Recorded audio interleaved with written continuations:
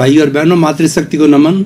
Channel 24+ news के खास विशेष मनमोहक और हमें अच्छा इंसान बनाने वाला, इंसानियत के गुण देने वाला, मानवतावादी बनाने वाला, शांतिपूर्ण सहअस्तित्व के अंदर विश्वास करने वाला, वसुधैव कुटुंबकम की धारणा को बताने वाला और हम किस तरीके से आपस में सामंजस्य के साथ प्रेम से जीवन यापन कर सके, उनका सूत्र बताने वाला पुनरुत्थान कार्यक्रम में आपका हार्दिक स्वागत है, अभिनंदन, सत्कार है। पुनरुत्थान एक ऐसा कार्यक्रम है जिसमें प्रतिदिन हम नए नए विषयों के साथ प्रवेश करते हैं। हर विषय को सांगोपांग बनाया जाता है, मल्टी डायरेक्शनल बनाया जाता है और हर विषय को शोधपरक बनाया जाता है ताकि कि हर वर्ग के व्यक्ति को उसमें से कुछ न कुछ अच्छी बात मिले, उससे उसका जीवन का निर्माण हो सके। तो इसी क्रम के अंदर आज जो हमारा एक विषय है वो वरिष्ठ नागरिकों से जुड़ा हुआ है। तो आज हमारा विषय है वरिष्ठ नागरिक या युवा पीढ़ी। भाई और बहनों, दर्शकगण, श्रोतागण, पूरा जीवन की मैं आपको एक स्टेज बताना चाहता हूँ कि जन्म से लगा के 10 वर्ष की उम्र तक का बालक कहलाता है और 11 से लगा करके और 17 वर्ष की उम्र का व्यक्ति की बच्चा किशोर कहलाता है।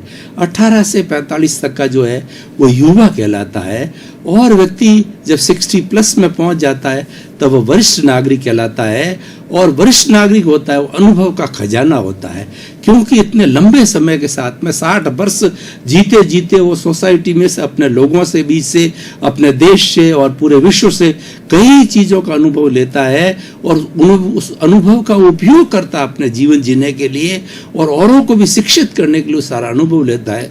तो अनुभव बहुत बड़ी बात होती है। अनुभव करते करते वरिष्ठ नागरिक बन जाता है।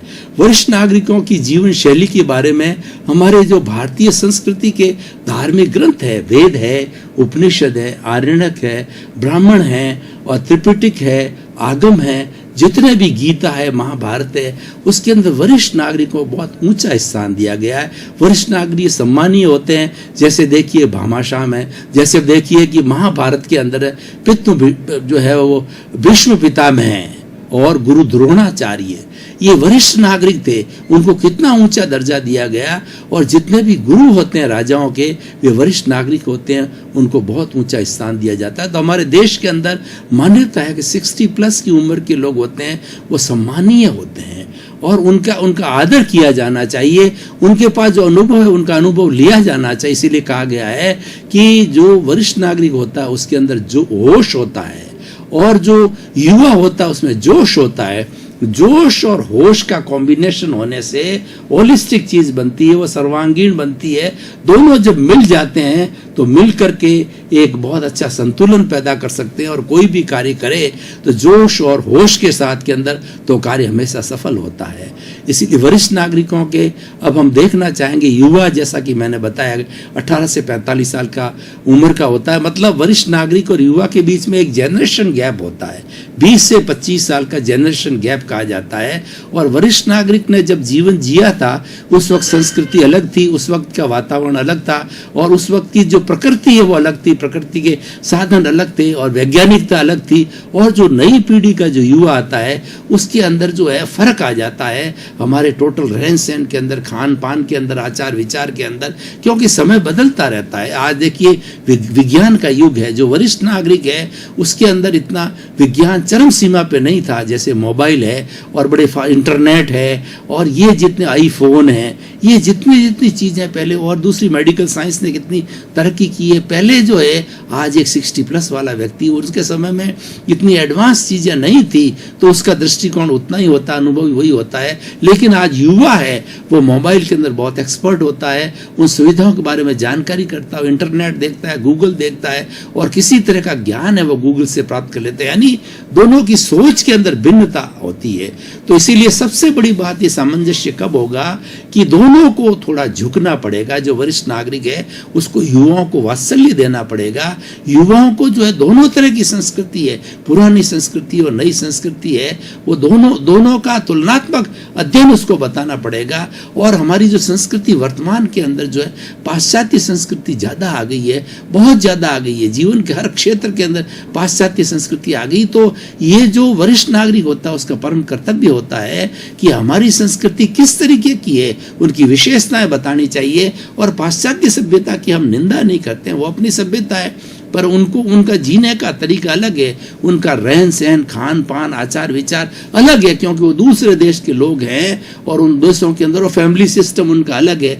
वहाँ पर किसके अंदर कोई किसी की ज़्यादा केयर नहीं करता, व्यक्ति फ्री है, जब चाहे तो किसी अपनी पत्नी को छोड़ सकता है। और बच्चे हैं तो वो तो क्या है कि वो स्कूल्स वगैरह में, गवर्नमेंट की स्कूल्स के अंदर चलते हैं, गवर्नमेंट उनका खुद का पालन पोषण करती है। इस तरीके से हमारा सिस्टम बिल्कुल डिफरेंट है। हम तो अपने बाल बच्चों की स्वयं देखभाल करते हैं, उनके लिए थोड़ी हम सेविंग करते हैं, उनको पढ़ाते हैं, लिखाते हैं, पैरों पर खड़ा करते हैं, उनकी शादी करते हैं और काफ़ी समय तक उनके साथ भी रहते हैं। इस तरीके से हमारी जो है ये संस्कृति के अंदर जो विशेषताएं हैं वह जो युवा पीढ़ी को बताई जाना चाहिए। और युवा पीढ़ी जो आज जो नया इंटरनेट का और नया वैज्ञानिक युग जो देख रहा है उसको भी हमें स्वीकार करना चाहिए। हमें कभी ये नहीं कहना चाहिए कि भाई तो वो जो है वो युवा बिगड़ गया। नई पीढ़ी जो है, हम कई बार क्या होता है, वरिष्ठ नागरिक होता है, कमेंट्स कर देते हैं कि हमारे समय के अंदर ऐसा होता था और आज ऐसा नहीं है, समय बदल चुका है। तो हमें दोनों का सम्मान करना चाहिए। इसलिए वरिष्ठ नागरिकों और युवा है आज का विषय रखा गया है। अब देखिए हम थोड़ा जो है वो आगे चले इस बात के लेकर के कि दोनों में अच्छा कॉम्बिनेशन कैसे हो सकता है, क्योंकि जिस परिवार में हम जीते हैं वहाँ युवा भी होते हैं, बुजुर्ग भी होते हैं, बच्चे भी होते हैं, स्त्रियां भी होती है, सभी तरह की हमारी फैमिलीज के अंदर होता है। तो वहाँ पर जो है एक वरिष्ठ नागरिक का क्या दायित्व है और उसके साथ साथ में युवाओं का कहिए या समाज का कहिए वरिष्ठ नागरिक के प्रति क्या दायित्व हम जानने की कोशिश करें। सबसे पहले वरिष्ठ नागरिक है उसको खुद को समझना चाहिए कि मैं जो है वो उम्र प्राप्त व्यक्ति हूँ, मेरे पास में काफ़ी अनुभव है, उस अनुभव का फायदा मेरे परिवार के हर सदस्य को मिलना चाहिए, हर सदस्य के साथ समानता का व्यवहार करना चाहिए, प्रेम का व्यवहार करना चाहिए, उसको समझा बुझा करके चीज़ सिखाई जानी चाहिए। और बल्कि उसके ऊपर जो है अपना बड़ा होने का या वरिष्ठ नागरिक होने का जो पावर है वह न थोपना चाहिए, कि थोपने से वो मजबूरी हो जाती है, अगला भी बोरियत फील करता है और वह सही चीज़ को प्राप्त नहीं कर सकता। जबकि आप वरिष्ठ नागरिक है, आप में अनुभव है, क्योंकि आप बहुत तपे हो, आपने बहुत बड़ा काम किया है, आपने 40-40, 30-30 साल तक जो है चाहे सरकारी नौकरी हो चाहे प्राइवेट बिजनेस हो, कोई भी हो, कठिन परिश्रम करके धन कमाया है, परिवार के लिए कमाया। तो उसमें जब हम कोई कार्य करते हैं तो अनुभव होता है और अनुभव बहुत बड़ी चीज़ होती है। जो अनुभव जन्य बात कही जाती है वो हृदय को छूती है और अनुभव जन्य बात जो है व्यक्ति को प्रभावित करती है। तो ये अनुभव होता है, उम्र के साथ आता है, काम के साथ आता है, अभ्यास के साथ आता है। तो ये इस अनुभव का फायदा हमारी नई जनरेशन उसको मिलना चाहिए। इसीलिए हमारी ब्याह शादी जब होती है तो बुजुर्गों को जरूर साथ लिया जाता है, क्योंकि खाली युवा होते हैं तो वो शोरगुल कर लेते हैं या किसी झगड़ा फसाद भी कर देते हैं। तो जहाँ पर वरिष्ठ नागरिक होता है वहाँ पर एक अनुशासन का जो माहौल बन जाता है। वरिष्ठ नागरिक का सबसे बड़ा आभा मंडल ऐसा होना चाहिए कि जहाँ भी वो चाहे घर में रहे, चाहे ऑफिस में रहे, चाहे पब्लिक प्लेस में होए, तो लोगों को उससे शंका होनी चाहिए, लोगों को उसके अंदर थोड़ी महसूस होना चाहिए कि हमारे साथ बुजुर्ग है, वरिष्ठ नागरिक जो अनुभव का है, हम उनके अनुभव को प्राप्त करें, उनका रेस्पेक्ट करना चाहिए। क्योंकि हमारी भारतीय संस्कृति है, भारतीय संस्कृति के सभी धार्मिक ग्रंथों के अंदर जो है वरिष्ठ नागरिक को, वृद्ध जन को जो है वो सीनियर सिटीजन को बहुत ही ऊंचा स्थान दिया है। और आज सरकार भी वरिष्ठ नागरिकों के प्रति काफ़ी सिंपैथी रखती है, सहानुभूति रखती है। उन्होंने कितनी सुविधाएं दी है, ट्रेन के अंदर है, बसों के अंदर है, फ्लाइट के अंदर है, बैंक के अंदर है। और देखिए कि बुजुर्ग व्यक्ति को उन्होंने कितनी सुविधा दी है। बुजुर्ग व्यक्ति के लिए अलग लाइन लगा दी कि वो 60 वर्ष के होते हैं, 70 वर्ष के, 80 वर्ष के होते हैं, वो सामान्य लाइन के अंदर लंबे समय तक खड़े रह करके अपना कार्य करने की स्थिति। तो सरकार ने कितनी बड़ी सहूलियत की वरिष्ठ नागरिकों के प्रति कि वो अलग लाइन बना करके, चाहे बैंक का कार्य हो, कोई भी पब्लिक प्लेस हो, वहाँ पे वो अपना कार्य कर सकता है। ये उनके प्रति सम्मान है। इनकम टैक्स के अंदर उनको जो रिबेट दी जाती है और उनको ब्याज के अंदर रिबेट दी जाती है, और उसके साथ साथ के अंदर वरिष्ठ नागरिकों को जो है मेडिकल फैसिलिटी, कई चीज़ों का जो है सरकार ने अपनी तरफ से दिया। क्यों कि आज का जो समय है वो बदल चुका है। आज जो है वरिष्ठ नागरिक के घर में इतनी केयर नहीं की जाती है। भारत एक ऐसा देश है कि वहाँ पर जो है वृद्धाश्रम होने ही नहीं चाहिए, क्योंकि माता पिता को संसार का जो है एक भगवान माना जाता है और एक तीर्थ माना जाता है। जब जो माता पिता जब तीर्थ होते हैं तो उनको वृद्धाश्रम में भेजने का प्रश्न नहीं उठता है। वो तो घर में रहने चाहिए, उनका अनुभव मिलना चाहिए, उनकी सेवा होनी चाहिए कि क्योंकि उन्होंने परिवार के लिए कितना बड़ा सेक्रीफाइस किया है, कितना त्याग किया है। तो उस त्याग के लिए जब उनका बुजुर्गी समय आता है, वृद्ध अवस्था आती है, शरीर शिथिल हो जाता है, तो उनके समाधि पहुंचे, चित्त समाधि पहुंचे, ऐसी व्यवस्था हर नागरिक को की जानी चाहिए। तो इसीलिए परिवार का या सरकार का दायित्व है कि वरिष्ठ नागरिकों को सम्मान मिले, वरिष्ठ नागरिकों को स्वास्थ्य के ऊपर जो है पूरा ध्यान दिया जाए, उनको चित्त समाधि पहुंचनी चाहिए। और अब हम बताना चाहते हैं आपको वरिष्ठ नागरिक का क्या दायित्व होता है। वरिष्ठ नागरिक को अनुशासित रहना चाहिए। सबसे बड़ी बात है कि वो अपनी बात को थोपे नहीं कि हमारे ज़माने में ऐसा हुआ था, हम इतने किलोमीटर प्रतिदिन साइकिल चलाते थे, हम इतना जो है हार्ड वर्क करते थे, हम इतना वजन उठा लिया करते थे। अब समय बदल चुका है, शरीर के अंदर ऐसी जान नहीं होती है और साधन भी बहुत हो गए आजकल, 2 व्हीलर 4 व्हीलर, तो ज़्यादा साइकिल चलाने का आजकल प्रश्न ही नहीं है। वो तो मजबूरी रूप में जॉगिंग करने के लिए कोई साइकिल चलावे, वो बात अलग है, लेकिन साधन की सुविधाएं बहुत बढ़ गई है। तो इसलिए अपनी बात को जो है अपने पोतों के ऊपर, अपने बेटों पर, या अपने कोई भी जिस पर समाज में हम रहते हैं, तो हमारे युवाओं पर थोपनी नहीं चाहिए।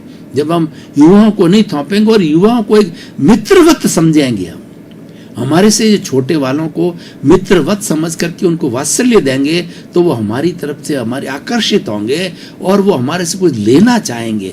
और हमारे पास देने को बहुत है। जो वरिष्ठ नागरिक होता है उसका पूरा जीवन एक खुली किताब की तरह होता है और उसके अंदर अनुभव बढ़ा रहता है। उस अनुभव का फायदा है युवा लोग जो है आसानी से लगा सकते हैं। देखिए, युवाओं के लिए जो वरिष्ठ नागरिक क्या क्या बहुत बड़ा अनुभव दे सकता है कि जब व्यक्ति युवा हो जाता है, पढ़ लिख लेता है और उसकी मैरिज की अवस्था आती है, तो उसको पूरा ज्ञान मिलना चाहिए कि भाई आपके माता पिता ने आपके ऊपर कितना बड़ा खर्चा किया है, आपको पाला है, पोसा है। वो कठिनाई में रह करके वो स्वयं अपना पेट काट करके आपके लिए पैसा एकत्रित किए गए करते हैं। वो आज शिक्षा के लिए काम आ रहा है, आपके रोजगार के लिए काम आ रहा है, आपको पाँवों पर खड़ा करने के लिए काम आ रहा है। तो उनका माता पिता का आपका कितना बड़ा रोल है, उनका कितना बड़ा योगदान है। और हमारी भारतीय संस्कृति में तो ऐसा कहा गया है कि अगर पुत्र अपने माँ का प्रतिदिन जो है वो चरण धोकर के भी प्रक्षालन जो किया जाता है, वो पानी पिए तो भी उर्ण नहीं हो सकता है और वास्तव में हो भी नहीं सकता, क्योंकि माता जन्म देती है, माता किसी बच्चे को संसार दिखाती है। और उसके अलावा भी वो जो बचपन के अंदर किस तरीके से हम एक पौधे को पाल करके बड़ा करते हैं, उसी तरीके से बच्चे को पाल पोस करके और जो उसको बड़ा किया जाता है, बड़ी सुरक्षा की जाती है, उसकी हेल्थ का ध्यान रखा जाता है, उसकी रुचि का ध्यान रखा जाता है, उसके भोजन का ध्यान रखा जाता है, जब तक कि वो चलने फिरने स्वयं नहीं समझने लग जाता, स्वयं अपना काम नहीं करने लग जाता, जब तक माता पिता को बहुत ही बड़ा सेक्रीफाइस त्याग करना पड़ता है। इसीलिए माता पिता का रोल बहुत ऊंचा होगा। तो वरिष्ठ नागरिक को हम देखिए आज समाज के अंदर जहाँ जहाँ अच्छे वरिष्ठ नागरिक होते हैं, चाहे गांव को लीजिए, चाहे शहर को लीजिए, चाहे परिवार को लीजिए, तो वहाँ सबसे बड़ी बात है अनुशासन रहता है। और वहाँ सभी लोग एक सूत्र के अंदर जो है, एक माला के अंदर जिस तरह से मणके होते हैं ना, तो पूरा परिवार जो है एक मणके की तरह एक धागे के अंदर जो बंधा रहता है, अनुशासित रहता है। क्योंकि वरिष्ठ नागरिक कोई जवाब देना होता है, बाहर का किसी तरह काम आता है, चाहे ब्याह का हो, चाहे शादी का हो, चाहे आने का हो या जाने का हो, या किसी का मरण वगैरह का ऐसा कार्य हो, किसी से मिलना जुलना हो और अपने रिश्तेदारों से बातचीत करनी हो, और सरकार की कोई दिक्कत आ जावे, व्यवसायिक है तो सरकार से कोई बातचीत करना, मिलने जाना करना है, उसमें सब जो अनुभवी व्यक्ति यानी वरिष्ठ नागरिक होता है उसका बहुत प्रभाव पड़ता है। तो उसका सीधा फायदा जो है युवाओं को मिलता है। अगर किसी परिवार के अंदर युवा लोग जो बिजनेस करते हैं, उनके माता पिता बहुत अच्छी पोस्ट पे रहे होते हैं या बड़े बिजनेसमैन होते हैं या कोई राजकाज किए होते हैं, तो उनका प्रभाव जो है उनके लिए वो प्रभाव बहुत काम आता है। उनके नाम से सरकारी दफ्तर के अंदर जाकर के या किसी बिजनेस बड़े सेंटर में उनकी जो उन्होंने जो अपनी प्रतिष्ठा कमाई है, उस प्रतिष्ठा के कारण जो है वो उनको स्थान मिल जाता है, उनको क्रेडिट मिल जाती है। तो इसीलिए कहा जाता है कि ये पूर्वजों की कृपा से हुआ, पूर्वजों की कृपा का अर्थ ये हुआ कि वो बहुत शालीन रहे, वो ईमानदार रहे, वो नैतिक रहे। उस नैतिक रहने की वजह से किसी की फैक्ट्री, किसी की पेड़ी, किसी का व्यवसाय और किसी की सरकार में प्रतिष्ठा, शोहरत जो है वो उनको मिलती है। जैसे मैं आपको उदाहरण के तौर पर बताना चाहता हूँ कि इंदिरा गांधी जो नेहरू परिवार है, जो आज तक जो है वो पॉलिटिक्स करते आए, तो पीढ़ी दर पीढ़ी जो है वंशवाद के रूप में उनको कितनी सहूलियत मिली, उनको कितना उच्च दर्जा मिला। उसी तरीके से एक राजा होता है, उसका बड़ा बेटा होता है, वो स्वतः ही जो है जब राजा वृद्ध हो जाता है तो वो राजा बन जाता है। उसी तरह से एक कुबेरपति, मान लो रिलायंस वाले हैं, तो धीरू भाई अंबानी ने जो कितना सेटअप खड़ा किया, तो सेटअप का फायदा जो है वो सारी शोहरत, सारी प्रतिष्ठा जो है उनके अनिल और जो है दूसरे दोनों मुकेश भाई अंबानी को सारी जो है उस प्रतिष्ठा का लाभ मिल गया। तो ये पीढ़ी दर पीढ़ी चलता रहता है। क्यों होता है कि ये वरिष्ठ नागरिकों का अनुभव के कारण होता है, उनके त्याग के कारण होता है, उनकी मेहनत के कारण होता है। उस मेहनत का लाभ भी होता है। हमारी भारतीय संस्कृति तो ऐसी है कि वो ध्यान रखती है कि मेरी संतान है, किसी को कष्ट न हो, उसके लिए माता पिता हर तरह का आर्थिक दृष्टि से, सामाजिक दृष्टि से, हर तरीके से जो है वो अच्छा वातावरण बनाते हैं और समाज में वो प्रतिष्ठा रखता है वरिष्ठ नागरिक। उस प्रतिष्ठा का लाभ जो है उसके बेटों की सगाई में, संबंध में, व्यवसाय के अंदर और लेने में, देने में, सब में वो बहुत प्रतिष्ठा काम आती है। इसीलिए कहा जाता है कि कुल की मर्यादा कहा जाता है, कुल इसी से बनता है। और हम किसी कुलीन लड़की को अपने घर में बहू बना करके लाना चाहते हैं। क्यों चाहते हैं कि कुलीन घर के अंदर जो अच्छे अच्छे वरिष्ठ नागरिक हैं, उनका अनुभव, उनके संस्कार, वरिष्ठ नागरिक सबसे बड़ा कार्य करता है, संस्कार देने का काम करता है। इसलिए वरिष्ठ नागरिक का सबसे बड़ा दायित्व है कि वो स्वयं डिसिप्लिन होना चाहिए और जो बात हम युवाओं को, अपने बच्चों को कहना चाहते हैं, वो बात हमारे जीवन के अंदर नहीं होनी चाहिए। जैसे कि हम बच्चों को ये समझावें कि तुम क्रोध मत करो, तो हमें भी क्रोध नहीं कहना चाहिए। हम उनको कहें कि नशा मुक्त रहो, तो सबसे पहले वरिष्ठ नागरिक है, उसका दायित्व होता है खुद नशा मुक्त होना चाहिए। जब उसके चरित्र में ये बात आती है, उसका निश्चित तौर से प्रभाव जो है युवाओं पर पड़ता है। मैं एक उदाहरण के द्वारा स्पष्ट करना चाहता हूं कि महात्मा गांधी गुड़ खाया करते थे।